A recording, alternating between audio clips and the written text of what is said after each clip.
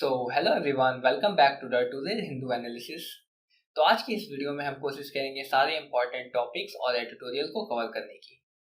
इसमें हम लोगों ने कुछ कल के टॉपिक्स को भी इंक्लूड किया है क्योंकि ड्यू टू सर्टेन सर्कमस्टांसेस हम लोगों ने कल की हिंदू एनालिसिस को मिस कर दिया था। So without doing any further delay, let's get started. तो पहले हम लोग 12 जुलाई के हिंदू एनालिसिस से स्टार्ट करते हैं। पहले हम लोगों ने पिकअप किया है एक आर्टिकल जो कि साइंस से रिलेटेड है और वो पेज नंबर 18 पर था। ये बेसिकली चंद्रयान 3 के बारे में एक कंप्लीट आइडिया बता रहा है। तो देखते हैं इस पेज में क्या बताई गई है। तो इसमें सबसे पहले चंद्रयान 1 से रिलेटेड बातें बताई गई है। जैसा कि चंद्रयान 1 हमारा 2008 में लॉन्च किया गया था। ये हमारे पीएसएलवी लॉन्च व्हीकल के द्वारा लॉन्च किया गया था। पीएसएलवी का full form polar satellite launch vehicle. तो सबसे पहले समझने की कोशिश करते हैं चंद्रयान 1 का मेन पर्पस क्या था। चंद्रयान 1 बेसिकली एक ऑर्बिटल मिशन था, यानी कि इसमें ये है हमारा मून और हम लोग लॉन्च व्हीकल के थ्रू सैटेलाइट को इसके ऑर्बिट में फिक्स करना चाहते थे। ये काफी सक्सेसफुल लॉन्च था। इसके बाद हम लोगों ने साउथ पोलर पे एक इम्पैक्टर प्रोब भी भेजा था, जिससे हम लोगों को वहां के लूनर एटमॉस्फेयर के बारे में पता चले, ताकि हम अगले मिशन में एक लूनर रोवर भेजने के बारे में सोच सके, जो कि हम लोग आगे देखेंगे चंद्रयान 2 में आखिर ये है क्या। सेकेंडली, इस मिशन की वजह से ही हमें वाटर मॉलिक्यूल्स वहां मिले in the form of ice, generally हमारे साउथ पोलर रीजन में। अब वाटर हमारे लिए एसेंशियल क्यों है? क्योंकि वाटर के मिलने से हमें पता चलता है कि वाटर को हम लोग ब्रेक डाउन करके हाइड्रोजन और ऑक्सीजन के फॉर्म में रख सकते हैं। हाइड्रोजन जो कि फ्यूल के फॉर्म में यूज हो सकता है, जो कि अगर इन फ्यूचर स्पेस स्टेशन बनाया जाए किसी लूनर सरफेस पे तो वो काफी हेल्पफुल होगा। और ऑक्सीजन तो हमारे लाइफ के लिए इम्पोर्टेंट है ही। तो ये डिस्कवरी एक बहुत ही इंपॉर्टेंट डिस्कवरी के रूप में सामने आई all over the world. Secondly, impactor probe ने इंडियन फ्लैग को भी मून तक पहुंचा दिया, जिसकी वजह से इंडिया के प्रेजेंस इन द मून हम लोगों ने फिक्स कर ली है। अब चंद्रयान 1 का टोटल टाइम मिशन बताया गया था 2 इयर्स, बट ये कंप्लीटली 2 इयर्स तक वर्क नहीं कर रही थी due to certain reason. Basically बताया जाता है ओवर हीटिंग के कारण वो पहले ही काम करना बंद कर देती है, बट उसके बाद भी चंद्रयान 1 को एक ह्यूज सक्सेस माना जाता है। क्यों? क्योंकि उसने ऑलरेडी क्रैश करने से पहले ही अपने सारे के सारे एजेंडा मोस्टली पूरे कर दिए थे, इसलिए चंद्रयान 1 हमारे लिए एक काफी सक्सेसफुल मिशन रहा। अब बढ़ते हैं चंद्रयान 2 की तरफ। अब चंद्रयान 2 में जो लॉन्च व्हीकल हम लोगों ने यूज किया वो हमारा है GSLV. GSLV is one of the most powerful launch vehicle जो कि हमारे इसरो के पास है। अब चंद्रयान 2 हमारे चंद्रयान 1 से अलग कैसे है? बेसिकली चंद्रयान 1 हमारा ऑर्बिटल मिशन था, बट चंद्रयान 2 में हमारे 3 फेजेस हैं। सबसे पहला है सैटेलाइट जाएगा ऑर्बिट पे और ये एक ऑर्बिटल मिशन कंप्लीट करेगा। सेकेंडली, सैटेलाइट के थ्रू एक लैंडर लूनर सरफेस पे लैंड करेगा। और थर्डली, रोवर।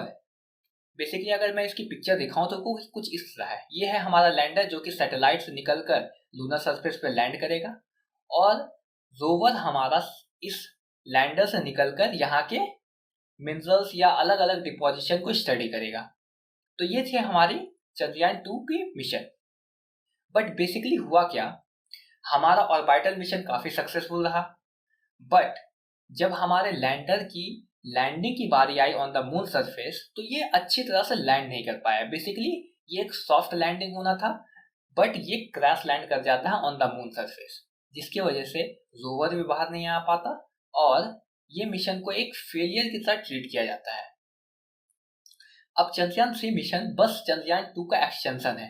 हमारा एजेंडा बिल्कुल सेम है, जो हम लोगों ने गलती की थी उनसे सीख कर इस बार इस मिशन को सक्सेसफुल बनाना है। ये मिशन 14 जुलाई को लॉन्च हो रही है 2:35 PM। हमारा लॉन्च व्हीकल बिल्कुल सेम है, GSLV Mark 3। इसे हम लोग current name LVM Mark 3, LVM 3 के नाम पे भी जानते हैं। बेसिकली LVM 3 यानी कि launch vehicle Mark 3 is new name of GSLV Mark 3। तो इस मिशन का एजेंडा क्लियर है। इस बार हम लोग ऑर्बिटल फेज को स्किप कर रहे हैं। हम इस मिशन में बेसिकली लैंडर और रोवर का काम है, यानी कि एक लैंडर लूनर सरफेस पे लैंड करेगा और रोवर वहां के सारे कंपोजिशन को स्टडी करके हमें एक अच्छा सा इंफॉर्मेशन प्रोवाइड करेगा। अब इसके बाद फाइनली एक डिबेट की ओर बढ़ते हैं, क्या इंडिया को इस तरह के मिशन करने चाहिए? क्योंकि इंडिया एक डेवलपिंग कंट्री है और स्पेस मिशन में काफी ज्यादा खर्चा होता है। तो कई सारी कंट्रीज का ये कहना है कि इंडिया को अपने जो फंड है उन्हें एजुकेशन में या हेल्थ केयर में इस तरह की चीजों में खर्च करने चाहिए, ना कि कोई स्पेस मिशन प्लान करना चाहिए। तो आखिर इस टर्म को आज अच्छी तरह समझ लेते हैं, आखिर इंडिया को इस तरह से स्पेस मिशन में अपने पैसे खर्च करने चाहिए या नहीं। तो सबसे पहले बताया गया है कि इस तरह के मिशन हमारे लिए काफी यूजफुल हो सकते हैं, क्योंकि हम लोग बेसिकली लैंड करते हैं साउथ पोलर रीजन। इस रीजन में बहुत ज्यादा सनलाइट नहीं आती, जिसकी वजह से ये एक शैडोड रीजन है और यहीं पे हम लोगों ने water in the form of ice की खोज की है। तो इसमें बताया जाता है कि इस एरिया में हम लोगों को ऐसे मटेरियल मिल सकते हैं जो कि origin of the solar system में कुछ बेनिफिशियरी या फिर कुछ एडिशन कर सकते हैं, जिसकी वजह से हम लोगों को सोलर सिस्टम की ओरिजिन यानी कि सोलर सिस्टम कैसे बनी है ये हम और अच्छी तरह से समझ सकते हैं। सेकेंडली, ये आंसर किया जाता है कि दो India is a developing country हमने माना, बट स्पेस टेक्नोलॉजी का यूज भी हम लोगों को करना चाहिए। क्यों? क्योंकि स्पेस टेक्नोलॉजी का यूज तो हम लोग अपने वेलफेयर के लिए कर रहे हैं, क्योंकि इन स्पेस टेक्नोलॉजी का यूज जैसे कि assessment of marine resources, estimate of forest cover, communication, defence, इस तरह की चीजों में किया जा रहा है। तो ये तो हमारे बेनिफिशियल के लिए ही है और इससे हमें मदद भी मिलती है। तो इसीलिए ये कहा जाता है कि स्पेस मिशन भी हमारे लिए उतना ही इंपॉर्टेंट है। क्यों? क्योंकि हमें इनसे फायदा ही हो रहा है। थर्डली, एक आखिरी कंक्लूजन बताया गया है कि अगर किसी भी कंट्री को डेवलप करना है तो उसे हमेशा एक बैलेंस लेकर चलना पड़ेगा। कुछ ऐसे टेक्नोलॉजी को जो कि नेशन को लीडर बना सकती है, साथ ही कुछ ऐसे नेसेसिटी को भी पूरा करते हुए। तो इस पूरे क्विज में बस यही बताया गया था, हम लोगों ने इसे बिल्कुल डिटेल में कवर कर लिया है। अब बढ़ते हैं अपने अगले आर्टिकल की तरफ जो हम लोगों ने पिकअप किया है पेज नंबर 12 से, और ये है बेसिकली यूएनडीपी स्टडी के बारे में। ये बेसिकली एक रिपोर्ट है जो बताती है कि in the past 2 decade almost 415 billion people हमारे पॉवर्टी के लिस्ट से बाहर हो चुकी है, जो कि 2005-6 से 2019 एंड 20, सॉरी 15 ईयर्स, मैंने 20 बोल दिया। तो बताया जाता है कि इन 15 सालों में पहले पॉवर्टी लाइन के पीछे ऑलमोस्ट 15% लोग थे, अब ऑलमोस्ट 16% लोग बचे हैं, जो कि यूएन की रिपोर्ट के अनुसार बताया जाता है। तो अब इसके आगे ये बताया गया है कि हमारा जो यूएनडीपी का रिपोर्ट है ये बेसिकली एक या दो फिनोमिना पे डिसाइड नहीं करता। जैसे कि हम लोग जानते हैं कि पॉवर्टी लाइन हम लोग कैसे डिसाइड करते हैं, एक पर कैपिटा इनकम ले लेते हैं, यानी कि एक ऐसा इनकम ले लेते हैं उसे फिक्स मान लेते हैं, अगर उसके ऊपर लोग हैं तो वो हमारे पॉवर्टी लाइन के ऊपर है और उसके नीचे है तो पॉवर्टी लाइन के नीचे है, यानी कि वो पुअर है। या फिर न्यूट्रिशन लेवल के डिटरमाइन करते हैं, अगर वो दिन का इतना कैलोरीज इनटेक कर रहे हैं तो वो रिच हैं, यानी कि वो एबव पॉवर्टी हैं, अगर उनसे नीचे कैलोरी ले रहे हैं तो वो बिलो पॉवर्टी लाइन है।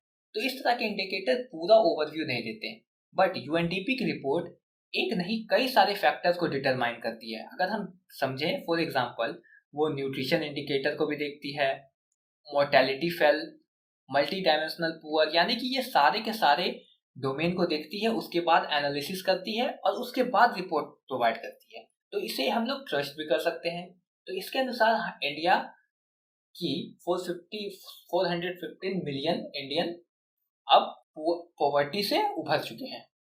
इसके साथ साथ बताया जाता है कि इंडिया के साथ 17 अदर कंट्रीज भी हैं जिन्होंने काफी अच्छा प्रोग्रेस किया है। और आखिर में बताया गया India was among the 19 country that have half their global MPI. तो इस आर्टिकल में बेसिकली यही बातें बताई गई थी। तो इसे हम एंड करते हैं यहीं और पढ़ते हैं अब हम हमारे 13 जुलाई की एनालिसिस पर। तो सबसे पहला आर्टिकल हम लोगों ने पिकअप किया है पेज नंबर 6 से, और ये है बेसिकली साउथ चाइना सी टेंशन से रिलेटेड। अब इसमें प्रॉब्लम कहाँ आ रही है? बेसिक प्रॉब्लम ये आ रही है कि चाइना क्लेम करता है कि वो 9 डॉट साउथ चाइना सी उसके अंडर आती है। बेसिकली अगर इसे समझने की कोशिश करें तो ये है हमारा चाइना, ये है हमारा चाइना, और चाइना का क्लेम है कि ये सारे के सारे साउथ चाइना सी उसके अंडर आनी चाहिए। बट यहाँ पे कई सारी कंट्रीज है जैसे कि फिलीपींस, उसकी वजह से चाइना की वजह से फिलीपींस और अदर कंट्रीज को काफी ज्यादा प्रॉब्लम हो रहा है। उसकी वजह से फिलीपींस ने इंडिया के साथ कोलैब किया है। कोलैब इन द सेंस हमारी मीटिंग हुई है इन द न्यू दिल्ली और इससे रिलेटेड ही बातें चल रही है। उसके बाद बताया जाता है कि Philippines deal with BrahMos missile भी हम लोग उसने इंडिया से लिया है ताकि वो अपने डिफेंस सिस्टम को और स्ट्रॉन्ग कर सके। ये भी डिसाइड किया गया है कि मनीला में एक रेसिडेंट डिफेंस अटैच ऑफिस खोला जाएगा। उसके बाद बेटर कोऑपरेशन की बात कही गई है, दिल्ली से नेवल पावर देने की बात कही गई है, एक प्रॉपर ट्रेनिंग देने की बात कही गई है और आखिर में मैरीटाइम डायलॉग की बात कही गई है। अब सबसे पहले इसे समझते हैं। अब फिलीपींस यहाँ के पार्सल आइलैंड या फिर अलग अलग आइलैंड को क्लेम करता है कि वो उसकी है। क्लेम क्या करता है, हमारे वर्ल्ड ने उसे एलोकेट किया है। बट चाइना का ये क्लेम है कि ये सारे आइलैंड और उसके रिसोर्सेस को वो यूज करेगा। किस बेसिस पे उनका ये कहना है, वो कहते हैं कि एंशियंट हिस्टोरिकल बेसिस पे वो सी उनके बिलोंग होती थी और इसीलिए वो उन्हें ही मिलने चाहिए जिसके रिसोर्सेज को वो पूरी तरह यूज करेंगे। इससे रिलेटेड हमारा एक केस भी चला था जो फिलीपींस ने केस किया था कि इस तरह के चीजें हो रही है। तो परमानेंट कोर्ट ऑफ आर्बिट्रेशन यानी कि पीसीए ने डिसाइड भी किया था कि वो अवॉर्ड करेंगे फिलीपींस की तरफ, पर चाइना ने उसे बिल्कुल नहीं माना। उसके बाद भी वो सारे के सारे रिसोर्सेज को वहां एक्सप्लॉइट कर रहा है। सेकेंडली वो फिलीपींस के एक्सक्लूसिव इकोनॉमिक जोन में जाता है, इंटरफेयर करता है उसके फिशरीज पेट्रोलियम एक्सप्लोरेशन। सेकेंडली वो वहां पे आर्टिफिशियल आइलैंड क्रिएट कर रहा है जिससे वहां के डिफेंस को और जिससे वो अपने डिफेंस को और स्ट्रांग कर सके। और आखिर में वो अपने फिशरमैन को वहां रोक भी नहीं रहा ताकि वो उस एरिया में जाके फिशिंग ना करे। इसके वजह से फिलीपींस को काफी प्रॉब्लम हो रही है। बट ये कहानी सिर्फ फिलीपींस की नहीं है। अगर हम इस पिक्चर को आज और देखें तो वियतनाम और भी अलग अलग कंट्रीज से हमारे चाइना के राइट्स चल ही रहे हैं। तो इससे रिलेटेड इंडिया का ये सजेशन है कि इससे लॉ तो चाइना मानने वाला है नहीं किसी भी अदर इंटरनेशनल बॉडी की। तो अब एक ही रास्ता है कि एक क्वाइट डिप्लोमेसी की जाए, सारे के सारे एशियन कंट्री जो कि आसपास है उन सबको एक साथ लाया जाए। उसके बाद ही वो चाइना को टैकल कर सकते हैं क्योंकि चाइना एक काफी पावरफुल कंट्री हो चुकी है और उसे अकेले वियतनाम या फिर फिलीपींस या फिर आसपास की कोई भी कंट्री अकेले नहीं भिड़ सकती। तो सभी एशियन कंट्री को साथ में आना होगा और एक स्ट्रांग पॉलिटिकल मैसेज चाइना को देना होगा। तो इस आर्टिकल में बेसिकली यही बातें बताई गई थी। अब हम पढ़ते हैं अपने अगले आर्टिकल की तरफ जो हम लोगों ने पिकअप किया है पेज नंबर 8 से। तो ये बेसिकली है इंटरनेट और वीपीएन से रिलेटेड। तो सबसे पहले इसमें बताया गया है क्या इंटरनेट को रोका जा सकता है। ये हम सबको पता है कि कई बार इंटरनेट को किसी पर्टिकुलर टाइम के लिए किसी पर्टिकुलर एरिया से बंद कर दिया जाता है। ऐसा बहुत सारे रीजन से हो सकता है। सबसे मेजर या सबसे कॉमन एग्जाम्पल है कि कोई भी कम्युनल राइट हो रही है तो वो नहीं चाहते कि वहाँ की इंफॉर्मेशन बाहर लीक हो, तो इसीलिए वहां की इंटरनेट को शट डाउन कर दिया जाता है। इसके बाद जो मेजर बातें बताई गई है वो है जनरली वीपीएन से रिलेटेड। वीपीएन एक वर्चुअली प्राइवेट नेटवर्क है। बेसिकली क्या होता है, वीपीएन अगर हम यूज करते हैं तो हमारा लोकेशन यानी कि हम किसी और सर्वर के से कनेक्ट हो जाते हैं। तो अगर हम इंडिया में भी बैठे हुए हैं तो हमारी लोकेशन किसी और कंट्री के सर्वर से कनेक्ट हो जाएगी जिसकी वजह से हमारा आइडेंटिटी रिवील नहीं होगा। तो वीपीएन से रिलेटेड गवर्नमेंट को काफी प्रॉब्लम है। क्योंकि इससे वो पर्सनल डेटा यानी कि बहुत सारे प्रॉब्लम क्रिएट हो रहे हैं वीपीएन की वजह से क्योंकि आइडेंटिटी हमारी फाइंड नहीं हो पा रही है। इससे गवर्नमेंट ऑफ इंडिया ने रिलेटेड रूल भी निकाला था कि आप जितने भी वीपीएन यूजर हो यानी कि मेजर वीपीएन पावर हो प्रोवाइडर हो उन सबको डेटा कलेक्ट करना है उनके कस्टमर यूजेस का कि आखिर वो किस तरह के यूज कर रहे हैं। जिसकी वजह से ऐसा तो कुछ हुआ नहीं, ये कंपनी यहाँ से शिफ्ट हो गई। बट ऐसा नहीं है कि वीपीएन कंप्लीटली बंद हो गया है, वो ऑपरेट करती है बट वो मतलब फिजिकली इस कंट्री में प्रेजेंट नहीं है, वो किसी और कंट्री से ऑपरेट करती है क्योंकि ये कहीं से भी ऑपरेट किया जा सकता है। वो खतरा बताया जा रहा है गवर्नमेंट के नज़र में, but at the end VPN के कुछ यूजफुल थिंग भी बताया गया है, जैसे कि इससे किसी की भी फिजिकल आइडेंटिटी रिवील नहीं होती है, तो इसकी वजह से लोग अपनी बातों को अच्छी तरह रख सकते हैं। रिपोर्टर एंड कई और ऑर्गेनाइजेशन इनका यूज कर सकती है। तो एट द एंड यही बताया गया है कि क्या वीपीएन को ब्लॉक कर सकते हैं। मणिपुर ने एक रिपोर्ट में कहा था कि वीपीएन को ब्लॉक करना टेक्निकली अनफिजिबल है।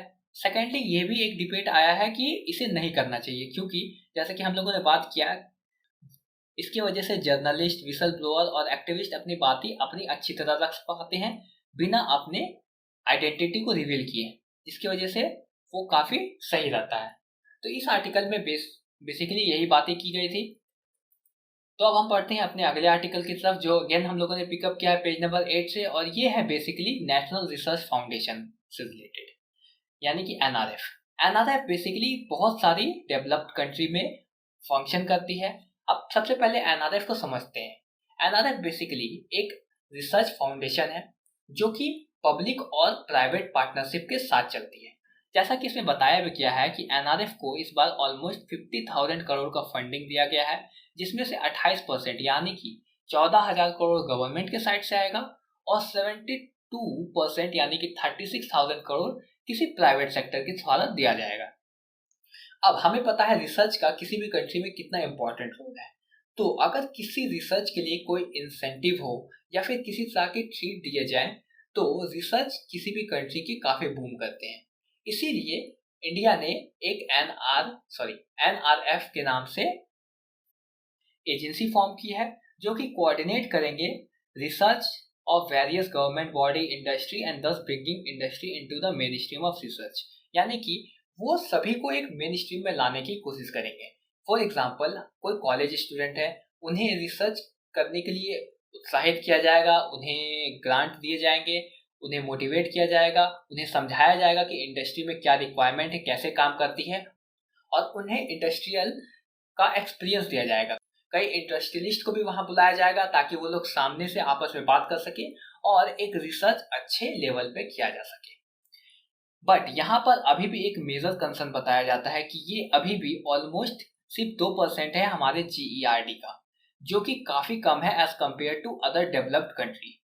बट एक मेजर खुशी की बात यह भी है कि एटलीस्ट फंडिंग काफी बड़ी है, बट अभी भी काफी कम है, जिसके ऊपर हमें काम करने की जरूरत है।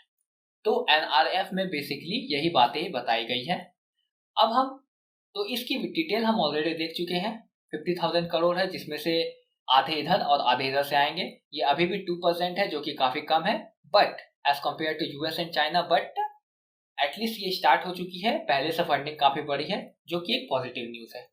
तो अब हम पढ़ते हैं अपने अगले आर्टिकल की तरफ, जो हम लोगों ने पिकअप किया है पेज नंबर 13 से, और ये है बेसिकली पाकिस्तान से रिलेटेड। जैसा कि हमें पता है, पाकिस्तान की इकोनॉमी ऑलमोस्ट ग्रेवयार्ड तक पहुंच चुकी थी, वो एक कोलैप्स करने वाली थी, but due to support from China और उसके अलग अदर वेस्टर्न एशियन कंट्रीज से, जैसे कि सऊदी अरबिया और यूएई, जिनसे उन्हें 2 बिलियन और 1 बिलियन का फंड मिला है। सेकेंडली, मोस्ट इंपॉर्टेंटली, 3 बिलियन का लोन उन्हें IMF के द्वारा भी दिया गया है, जो कि एक वुडन लैंड कॉन्फ्रेंस कमेटी का प्रोडक्ट था, यानी जैसे कि वर्ल्ड बैंक और IMF बनाई गई थी, जो कि किसी भी कंट्री को सपोर्ट करती थी मॉनेटरी फंड में या फिर किसी और तरीके से, ताकि उसकी इकोनॉमी कंप्लीटली कोलैप्स ना करे। तो इसके थ्रू ही पाकिस्तान को भी $3 बिलियन का लोन मिलने की बात फिक्स हो गई है, और तो अब पाकिस्तान की इकोनॉमी बच सकती है।